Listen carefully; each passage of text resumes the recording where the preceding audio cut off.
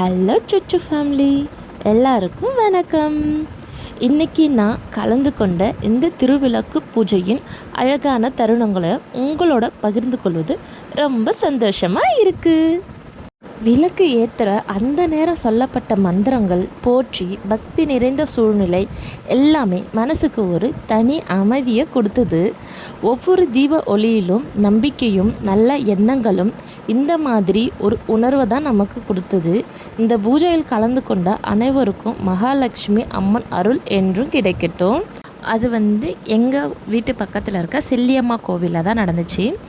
நான் விளக்கு மட்டும்தான் எடுத்துகிட்டு போயிருந்தோம். மற்றபடி பூஜைக்கு தேவையான எல்லா பொருளுமே கோவில்லையே கொடுத்துட்டாங்க.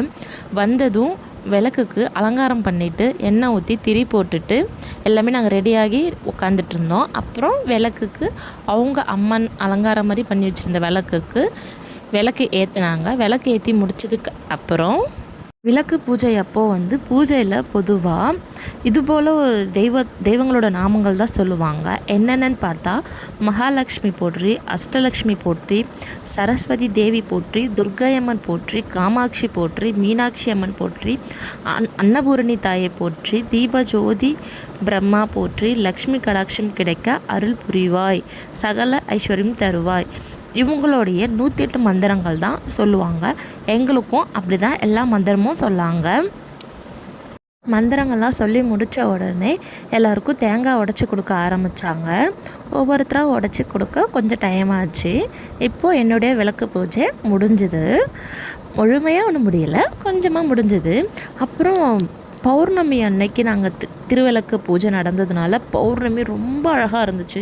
அந்த பௌர்ணமி வெளிச்சத்தில் நாங்கள் விளக்கு பூஜை பண்ணது அவ்வளோ மனசுக்கு நிம்மதியாகவும் மன நிறைவோடும் ஹாப்பியாக நாங்கள் இருந்தேன்.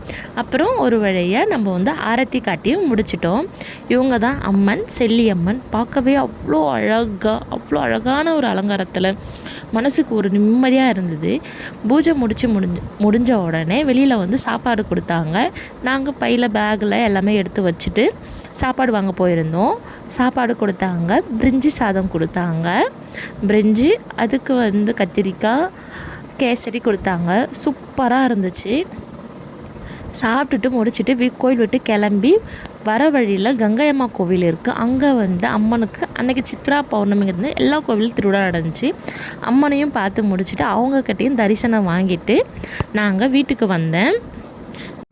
கோவிலில் விளக்கு பூஜையில் வச்சுருந்த விளக்கு வீட்டுக்கு வெளியே வச்சு விளக்கேற்றி தான் வீட்டுக்குள்ளே எடுத்துகிட்டு வரணும். அதேமாரி வீட்டுக்குள்ளே விளக்கு ஏற்றி எடுத்துக்கிட்டு வந்துட்டேன்.